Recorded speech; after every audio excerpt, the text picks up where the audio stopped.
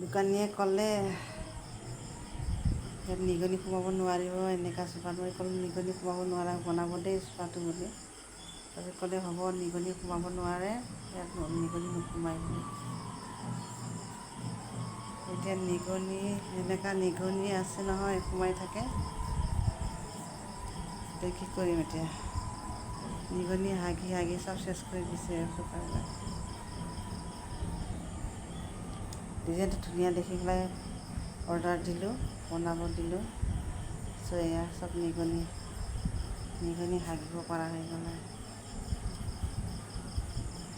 ইমান মিছা কথা কয় নহয় দোকানীবিলাক, বিশ্বাস কৰিব নোৱাৰি সিহঁতৰ কথা।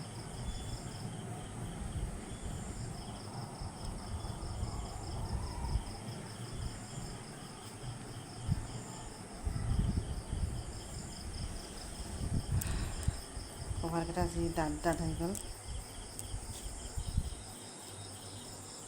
আগৰ দিনৰ পুৰণা কভাৰ এয়া 3000 দি পেলাই ৰাখিলোঁ কভাৰবিলাক। এতিয়া চাই পেলাই ভালেই নালাগে আৰু।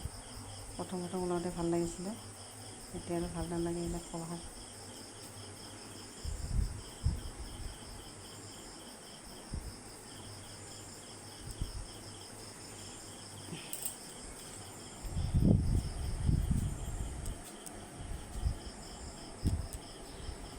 ষ্টিলৰ কেইটা